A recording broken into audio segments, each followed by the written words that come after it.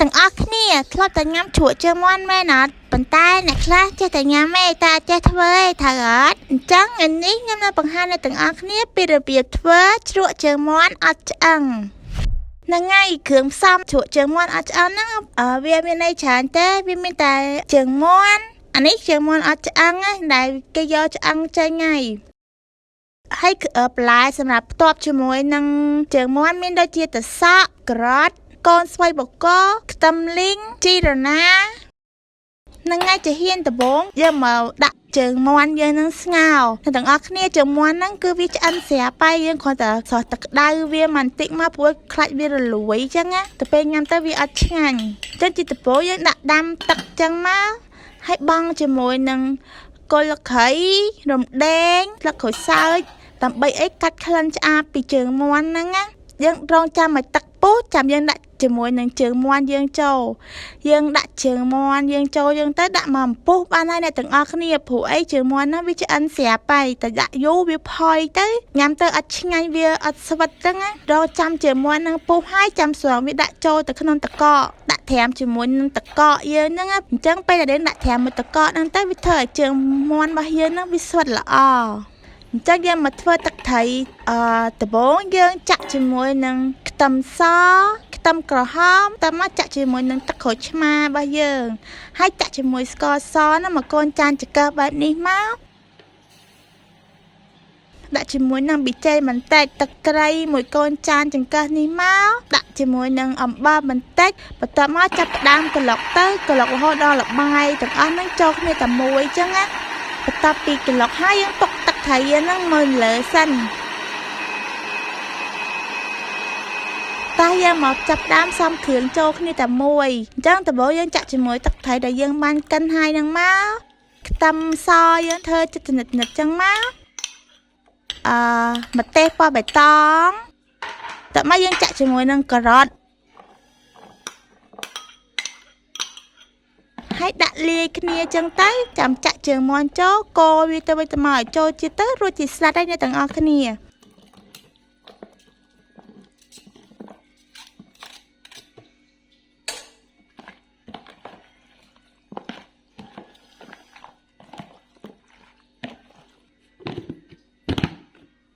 នេះជើងមាន់អត់ឆ្អឹងរបស់យើងរួចរាល់ហើយអញ្ចឹងយើងអាចញ៉ាំផ្ទាប់ជាមួយនឹងបន្លែដែលអ្នកទាំងអស់គ្នាចូលចិត្តអញ្ចឹងណាផ្ទាប់ជាមួយនឹងកូនស្វ័យបកកបែបនេះមកហើយដាក់ជាមួយនឹងខ្ទឹមបំពងបែបនេះមកដាក់ចូលមកទៅឆ្ងាញ់ហ្មងណាជ្រក់ជើងមាន់ជ្រក់ជើងទាធ្លាប់ញ៉ាំអស់ហើយនៅឡើយតែជ្រក់ដៃមកគេដែលអត់ធ្លាប់ធ្វើញ៉ាំអញ្ចឹងថ្ងៃនេះមកសាកធ្វើញ៉ាំទាំងអស់គ្នា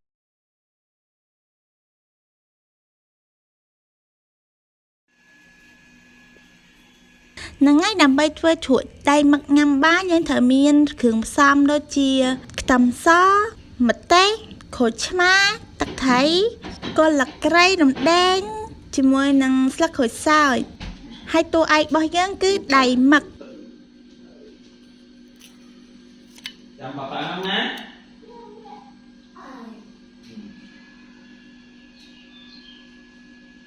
ចំណែកបន្លែសម្រាប់ផ្ទាប់វិញយើងមានដូចជាតសក់កូនស្វ័យបកកស្លឹកកធំថេកអ្នកទាំងអស់គ្នាស្លឹកកធំថេកហ្នឹងអ្នកលក់ប្រាប់ថាវាធម្មជាតិហ្មងណាគាត់តែបេះមកពីមុខផ្ទះថ្មីឯងអញ្ចឹងយកអាហ្នឹងទៅអញ្ចឹងដើម្បីបានជ្រក់ដៃមឹកហ្នឹងបានតើយើងទៅមើលវិធីធ្វើទាំងអស់គ្នា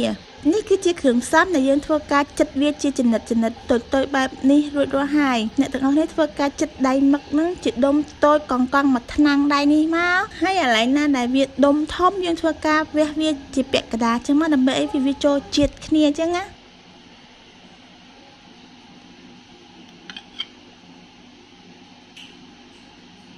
អញ្ចឹងជាដំបូងយើងធ្វើការក្លុកទឹកត្រីសិនអញ្ចឹងយើងធ្វើការចាក់ជាមួយនឹងទឹកក្រូចឆ្មាម្ទេសក្រហមជាមួយនឹងខ្ទឹមស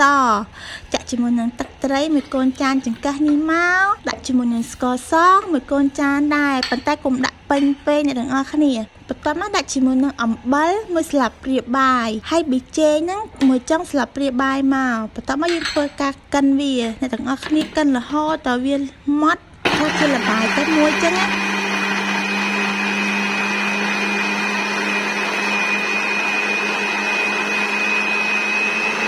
ចឹងពេលកិនទឹកត្រីហើយយើងទុកវាមួយឡែកសិនយើងមកធ្វើការស្ងោរជាមួយនឹងដៃម៉ាក់អញ្ចឹងជាដំបូងទឹកអត់ទាន់ពុះយើងដាក់ជាមួយនឹងគ្រឿងគល់លក្ខីវាមានស្លឹកក្រូចសើចរំដេងអំបិលមួយស្លាបព្រាបាយហ្នឹងចូលទៅក្នុងទឹកហ្នឹងហើយកូរវាទៅហើយគ្របវារងចាំឲ្យវាពុះចាំយើងចាក់ជាមួយនឹងដៃម៉ាក់របស់យើងចូលអញ្ចឹងគ្រឿងទាំងអស់ហ្នឹងវាធ្វើឲ្យកាត់ក្លិនឆ្អាបបាញ់យ៉ាងល្អអ្នកទាំងអស់គ្នាបន្ទាប់មកធ្វើការបង់ជាមួយនឹងដៃម៉ាក់គេប៉ាត់ដៃម៉ាក់ហ្នឹងគឺវាឆ្អិនហើយទាំងអស់គ្នាគ្រាន់តែវាកកអញ្ចឹងណាចាយើងធ្វើការសុះវាទៅរយៈពេល5នាទីបានហើយ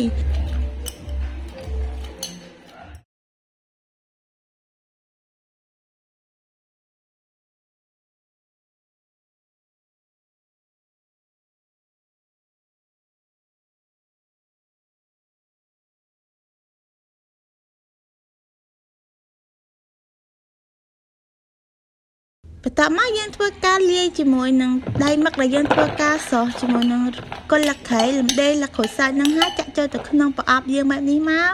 បន្ទាប់មកយើងចាក់ជាមួយនឹងចំណិតខ្ទឹមយើងធ្វើការចិតខ្ទឹមស្ដើងបែបនេះមកហើយចាក់លាយជាមួយនឹងដៃម៉ាក់ហ្នឹងបន្ទាប់មកយើងចាក់ជាមួយនឹងទឹកត្រីដែលយើងបានកិនវាមិញហ្នឹងណាអ្នកទាំងអស់គ្នាវាស់ទៅតាមបរិមាណនៃដៃម៉ាក់ហ្នឹងទៅចាក់ម្ដងមួយវែកទៅវាស់ហើយបន្ទាប់មកយើងធ្វើការកូរវាសັບគ្រឿងអស់ហើយទុកវា1ម៉ោងសិននេះចឹងទៅវាចូលជាតិចឹងណាចាំយើងយកមកញ៉ាំជាមួយនឹងផ្ទាប់ជាមួយនឹងបន្លែរបស់យើងមានដូចជាទឹកសាកស្ពៃបកគោអីចឹងណាទាំងអស់គ្នា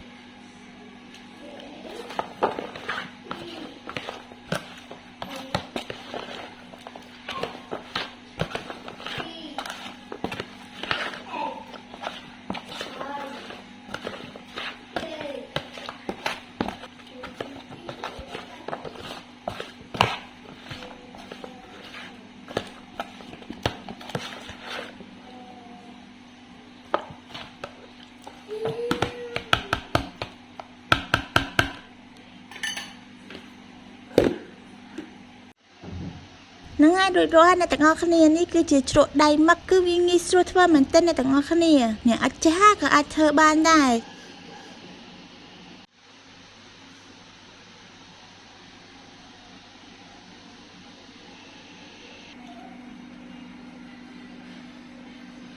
អ្វីដែលធ្វើឲ្យរសជាតិដៃម៉ាក់យើងកាន់តែឆ្ងាញ់ហ្នឹងគឺខ្ទឹមបំពងអ្នកទាំងអស់គ្នាគឺយើងធ្វើការផ្ទាប់ខ្ទឹមបំពងហ្នឹងជាមួយនឹង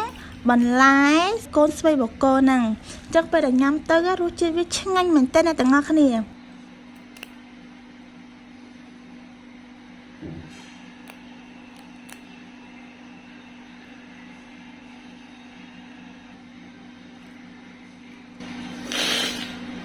អ្នកអាចចេះក៏អាចធ្វើបានដែរសាកល្បងធ្វើហ្មងទៅអរគុណច្រើនអ្នកទាំងអស់គ្នាសម្រាប់ការទស្សនាវីដេអូមួយនេះសូមកុំភ្លេចជួយ follow ខ្ញុំម្នាក់មួយផងណាអរគុណច្រើនបាយបាយសួស្តីអ្នកទាំងអស់គ្នាមកមើលវិធីធ្វើជ្រក់ស្លឹកត្រចៀកជ្រូកងាយលឿនរហ័សឆាប់បានញ៉ាំជាដំបូងយើងយកអំបិលមកលាងសម្អាតជាមួយនឹងស្លឹកត្រចៀកជ្រូកដើម្បីឲ្យវាកម្ចាត់ស្នាមខ្មៅៗនៅលើស្លឹកត្រចៀកជ្រូកយើងចាប់ផ្ដើមបើកហ្គាហើយបង់ជាមួយនឹងស្លឹកក្រូចសើចរំដេងនិងគល់ស្លឹកគ្រៃតមកយើងមកចាប់ផ្ដើមធ្វើទឹកត្រីខ្ទឹមដាំឲ្យបែកខ្ទេចចឹងណាការ៉ុតចិត្តបែបនេះក៏បានចិត្តបែបមិនក៏បានសាច់ទៅចិត្តបងប្អូនតមកយើងចាប់ផ្ដើមហាន់គល់ស្លឹកគ្រៃហាន់យ៉ាងម៉េចក៏បាន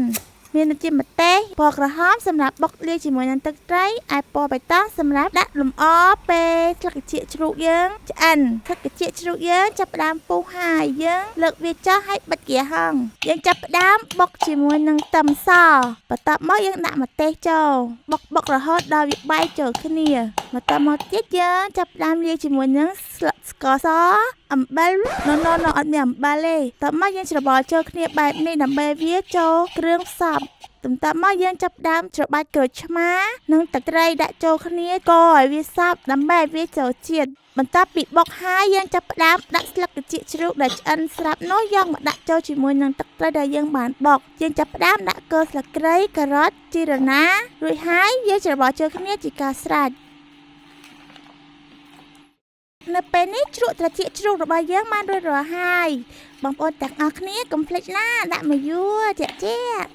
ជក់ក្តាមសេកលាយគ្រឿងហើយឆ្ងាញ់សាហាវញ៉ាំហើយផត់ម្ដងខ្លួនហ្មងអាក្តាមសេកតាគៀបក្រហមហ្នឹងណាទាំងអស់គ្នាឆ្ងាញ់ហ្មងខ្លាញ់វាឡើងលឿងធានាធ្វើហើយបន្លែបែកក៏អស់ពីឆ្នាំងហ្មងនិយាយមែនអាខ្លាញ់លឿងណាដាក់ចូលមាត់ញ៉ាំហើយបែកខ្ទិះពេញមាត់ហ្មងក្តាមប្រៃបន្លែបែកក៏ធ្លាប់លឺអត់ប៉ុន្តែឥឡូវយើងមកធ្វើក្តាមសេកបន្លែបែកមួយឆ្នាំងម្ដង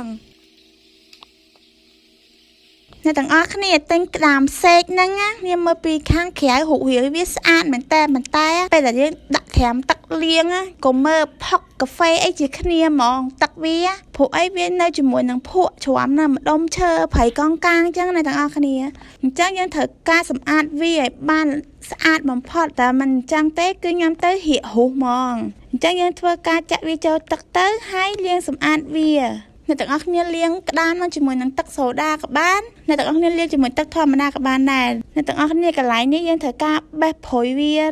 ដូចជាស្រទាប់មួយទន្ទន់ចឹងអ្នកទាំងអស់គ្នាធ្វើការសម្អាតវាឲ្យស្អាតទៅព្រោះតែសម្អាតអត់ស្អាតគឺដឹងតែហៀកហូរហើយធ្វើការយកជ្រះដោះថ្មិញហ្នឹងគឺសម្អាតប៉ុន្តែយកអាជ្រះណាដែលយើងអត់ទាន់ប្រើចឹងណាដោះវាសម្អាតវាឲ្យអស់ដីចឹងទៅវាមានជាប់ដីភក់នៅជាប់តាគៀបហ្នឹងណាបន្ទាប់មកយើងធ្វើការកាត់កញ្ចក់វាអ្នកទាំងអស់គ្នាកញ្ចក់វាវែងចឹងយើងកាត់វាចោលហ្មងទៅដូចតែយើងកាត់កញ្ចក់យើងចឹងណាហើយស្នូកវានេះដូចគ្នាក៏មានដីដែរអញ្ចឹងយើងធ្វើការលាងសម្អាតវាឲ្យស្អាតព្រោះអីយើងធ្វើញ៉ាំខ្លួនឯងអញ្ចឹងធានាថាត្រូវតែស្អាតចឹងណាអញ្ចឹងបន្ទាប់ពីការលាងសម្អាតក្តាមហើយយើងទុកវាមួយឡែកសិនយើងមកធ្វើទឹកថៃជ្រក់ហ្នឹងអញ្ចឹងជាដំបូងយើងចាក់ជាមួយនឹងទឹកថៃប៊ីចេងអំបិលខ្ទឹមសខ្ទឹមក្រហមម្ទេសតើមកចាក់ជាមួយនឹងទឹកក្រូចឆ្មាស្ករត្នោតអ្នកទាំងអស់គ្នាកន្លែងនេះប្រើស្ករសក៏បានប្រើស្ករត្នោតក៏បានហើយធ្វើការកិនគ្រឿងទាំងអស់ហ្នឹងឲ្យវាម៉ត់ទៅ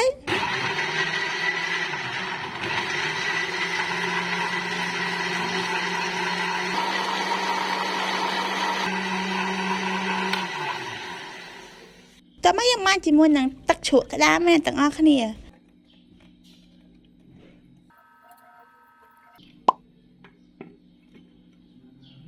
អញ្ចឹងនេះក្តាមដែលយើងធ្វើការលាងសម្អាតវាឡើងស្អាតហើយហ្នឹងយកមកចាក់ចូលទៅក្នុងចានហ្នឹងទៅចាក់ជាមួយនឹងទឹកត្រីដែលយើងបានកិនមិញហ្នឹងហើយធ្វើការដាក់ជាមួយនឹងចំណិតខ្ទឹមសហើយនឹងម្ទេសខៀវអ្វីដែលខ្វះមិនបានគឺជីរណាអ្នកទាំងអស់គ្នាជីរណាវាធ្វើការកាត់ក្លិនឆ្អាបបានល្អអញ្ចឹងណាហើយយើងធ្វើការលាយវាបញ្ចូលគ្នាលាយត្រឡប់វាទៅវិញទៅមកអញ្ចឹងណារួចរាល់អ្នកទាំងអស់គ្នាជ្រក់ក្តាមសេកហ្នឹងគឺតានីធ្វើឲ្យញ៉ាំជុំគ្នាហ្នឹងអស់បាយពីឆ្នាំងអត់ដឹងខ្លួនហ្មងអ្នកទាំងអស់គ្នាក្តាមជ្រក់ហ្នឹងគឺយើងត្រូវតែធ្វើការដាក់ជាមួយនឹងខ្ទឹមសចំណិតបែបនេះដើម្បីឲ្យវាកាត់ជាតិឆ្អាបអញ្ចឹងណាអរគុណអ្នកទាំងអស់គ្នាសម្រាប់ការតាមដានវីដេអូមួយនេះជួបគ្នានៅលើក្រោយបាយបាយ